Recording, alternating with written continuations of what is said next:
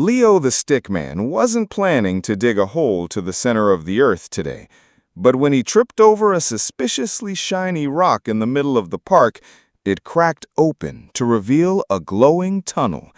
A voice whispered, "Come and see what's inside." Leo, being the curious and slightly reckless stickman he is, shrugged and said, why not? Before he knew it, Leo started shrinking. His stick legs wobbled as he shrank smaller than an ant, smaller than a grain of sand. The glowing tunnel now looked like the mouth of a giant cave, and the air buzzed with strange energy. "All right, Earth," Leo said, "show me your secrets." He stepped into the crust, the Earth's outer layer. It wasn't just rock. It was alive with tiny stone creatures wearing hard hats and mining the ground. They waved at Leo, shouting over the sound of tiny pickaxes. "Welcome to the crust. We keep the mountains up, oceans full, and the city standing." Leo nodded politely, then asked where the pizza layer was. A stone foreman explained that the crust was only a thin skin compared to the rest of the planet. Beneath it lay the mantle, hot, thick, and always moving. "We keep the surface shifting," the foreman said, "but really slowly, like your grandma using a smartphone slowly."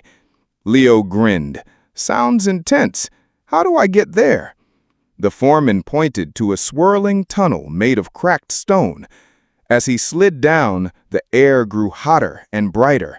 Suddenly, he landed in a sea of glowing orange rock, bubbling like soup on a stove. This was the mantle, and it was alive with lava slugs drifting lazily through the molten flow. One lava slug floated up and offered Leo a lava latte in a mug made of cooled basalt. Leo politely declined. His stickman stomach wasn't built for drinking magma.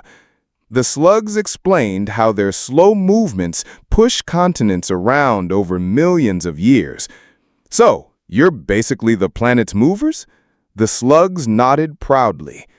The deeper he went, the more the heat pressed in on him. Soon, the molten rock gave way to a churning metallic ocean, the outer core. The liquid metal rushed around him in swirling, glowing currents, and a group of shiny, mercury-like beings zipped past him at high speed. One zipped back and stopped in front of him, sparks dancing off its body. "We're the outer core crew," it said, "and we make the Earth's magnetic field." Leo tilted his head. "Oh, so you're the reason my fridge magnets stick." The being chuckled and tossed him a small magnetic cape. The cape clung to him instantly, making his hair stand straight up. "Nice," Leo grinned, striking a superhero pose. The outer core crew laughed and guided him toward the glowing center that pulsed like a heartbeat. "That's the inner core. Tell 'em we sent you." Leo stepped into the inner core and gasped. It was a massive ball of glowing crystal metal, iron and nickel so bright it looked like a giant disco ball. The air, if you could call it air, vibrated with deep rumbling sounds like a distant drumbeat. Shimmering crystal beings floated around, moving slowly as if dancing underwater. They welcomed Leo warmly. "You've reached Earth's heart," one said. We may be solid, but we keep the planet alive. Our pressure holds the core together." Leo walked carefully, feeling the ground pulse beneath his feet. "You're like the heartbeat of the whole planet," he said. "Without us, the magnetic field above wouldn't exist, and life on Earth wouldn't be safe."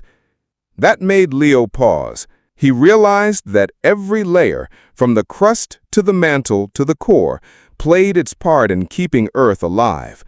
Even the lava slugs in the outer core crew had jobs that sounded like superpowers.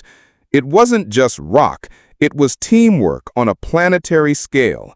Leo thanked the inner core beings for letting him visit.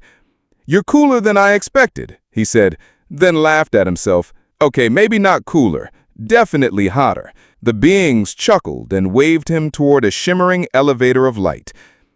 The elevator shot upward, carrying Leo past the swirling outer core currents, through the bubbling mantle, and up through the rocky crust. Each layer waved as he passed, calling out their goodbyes. Leo felt like he had just met the planet's entire family. In the blink of an eye, Leo popped out of the glowing tunnel and grew back to his normal Stickman size. The shiny rock sealed itself shut behind him as if nothing had happened. But Leo knew better. He'd just seen the Earth from the inside out. He looked down at the ground, smiling. "Guess there's more to you than mountains and beaches," he whispered. Then he noticed the magnetic cape still hanging from his shoulders. "Huh, souvenir," he said, grinning. As Leo walked away, the ground beneath him gave a soft, almost friendly rumble. He stopped and smirked. "Yeah, I'll visit again sometime." Somewhere deep below, a lava slug burped in agreement.